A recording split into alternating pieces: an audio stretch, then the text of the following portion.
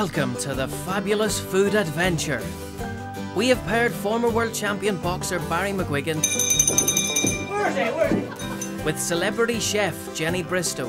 Isn't that lovely? It's like Alice in Wonderland. Their challenge is to travel across the country to forage and find delicious local ingredients to create a sumptuous feast for a group of surprise guests. Welcome to the fabulous food adventure. You join us here in Strangford Lough. And we're on our way right across the bay to Portaferry. So join us for a real fabulous feast.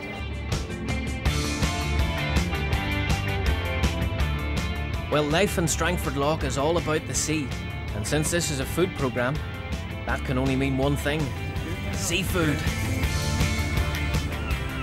So let's head down to Portavogie Harbour and see what's in the net. How plentiful is the catch out there? The catch is very good at the minute. They're seeing plenty of langoustines. Yeah. We're seeing a good supply of all species across the board. But unfortunately, some people are just not wanting us to fish anymore. Cut and quotas, huge cutting quotas. We've seen cuts for years. Yes. But they've been cut so many times now that we're down to the bare minimum. Right. And boats are just holding their head above water. Good. And legislation isn't helping things either. No, and technical measures. Fishermen have played by the rules now for years and haven't seen any, anything good coming out of it. To be quite and yet honest, it's such a valuable part of our diet and our cooking, and more we've been told to eat more fish, and it's one of the best high protein foods for us with all the omega-3 and omega-6 that it gives. That's right. It's a tricky situation. We're hoping for the good days to return again, but unfortunately, unless we get help from the government, I can't see it. So what about the global warming? Has this affected fishing in any shape or form? Yeah, of course it does. Yeah, it's been widely publicised that water temperature increasing has caused fewer fish to be in certain parts of the sea. Yeah. Although in the North Sea we've seen a great return again of cod to this area, but unfortunately it's not been the same in the Irish Sea. Yeah. Well, Adrian is a great supporter of local industry and things that are on food and fish that are on our doorstep. I'm here to pick up some fish from you because I'm going to go back and later on now and make a nice economical fish pie. So can I get some cod from you? Yeah. I'm going to get a wee bit of monkfish. I mean, this sort of scavenger of the sea I think is great. Everybody loves that one. Maybe a few, what else, Barry? A bit of a scavenger myself, so I'll have some of the monkfish. And a few langoustines, maybe we'll take a few of those and we'll have a go with that one. Yeah. Great. We hope things pick up. Yes, indeed. Nice to see you. Good night. Next we enter the magical world of the Clandyboy estate. Oh, that's you. Isn't that lovely? It's like Alice in Wonderland. Just into the magic garden. Oh, look at this garden in here.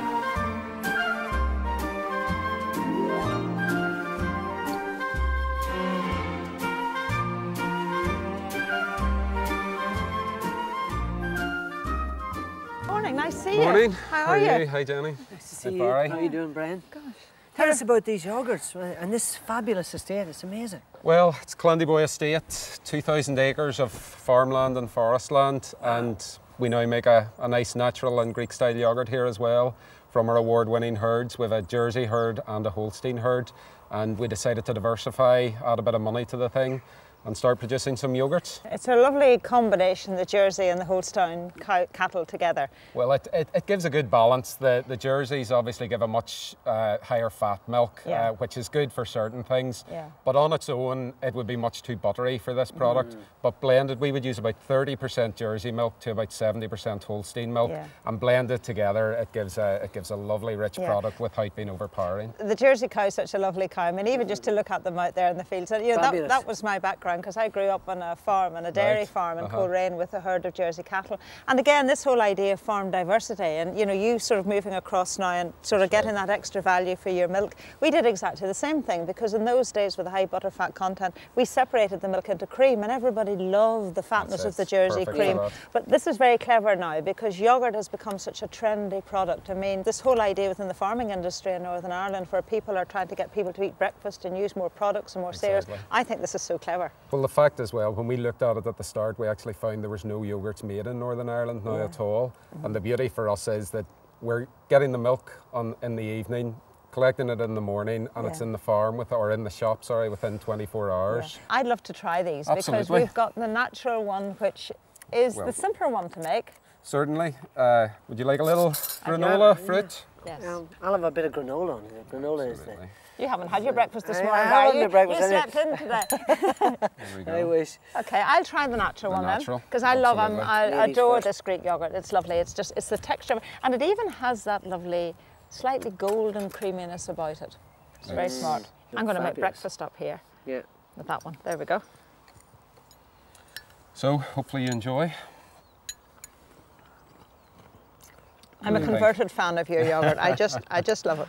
I just love it. Because you know, Barry, it's not a bad life sitting here in this lovely yogurt and breakfast in this beautiful conservation garden and all the story of the estate. Well, it's a fabulous place to work. Obviously, you know, you have 2,000 acres of woodland here with the conservation volunteers here who are trying to maintain, you know, the native home woodlands. It's a nice place to work. It has to be said. Well, thanks for having us. Lovely. No problem. It's very good to see you, and hopefully you enjoy. Continued success with your. Just leave it alone here to read the rest. By all means, I'll move on. Wonderful.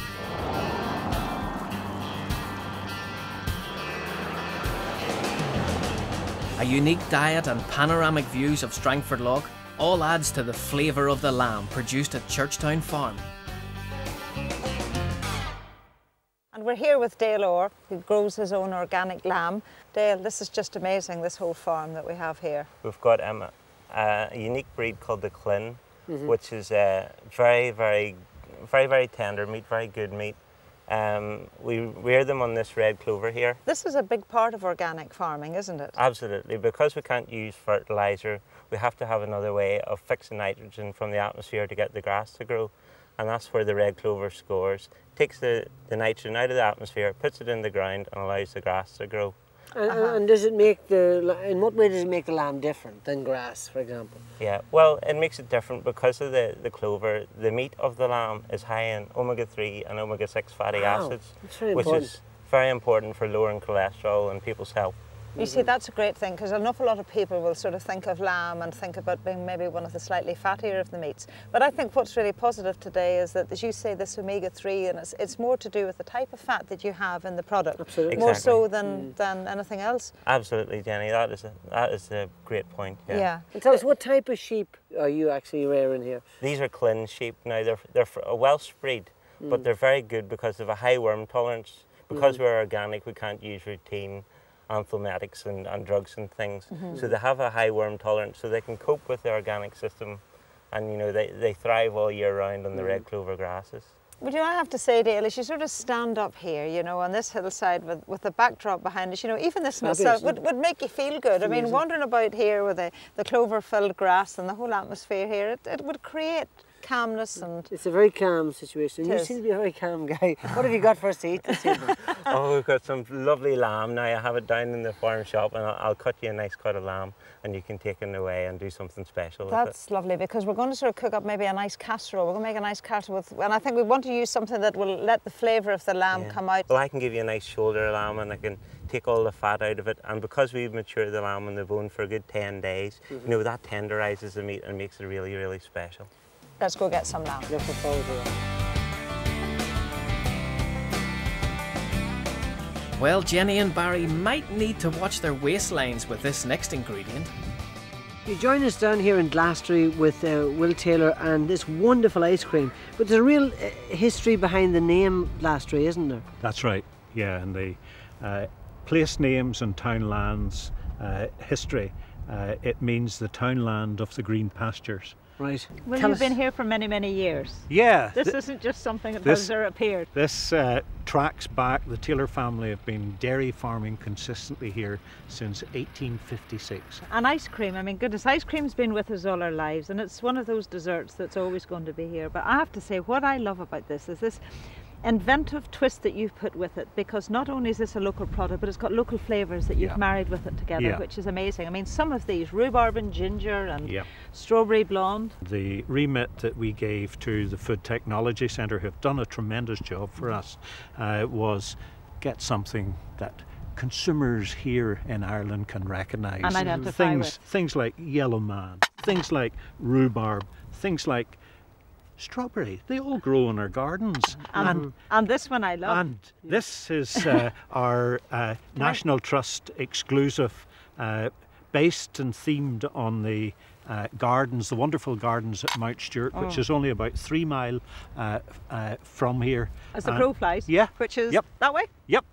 And here's two of the plants that grow in those wonderful gardens, lavender and raspberry. Lavender and raspberry. And we have themed them together into something that has been a real commercial success. We're delighted to be with the National Trust because many of their vision and strategy about sustainability and food miles mirrors what we're about here in terms of producing a natural product from natural grass with natural milk and cream, and actually making a product we used to make as ice cream 40, 50 years ago. I'm looking forward to taking some of this back with me and sort of cooking up. Might sound a bit ridiculous, but cook some of it up later on. Tremendous, and thank you very much for coming to visit us. Great. Thanks, Barry. Coming up after the break, Jenny and Barry cook for the Clandy Boy conservationists, and things take on an international feel.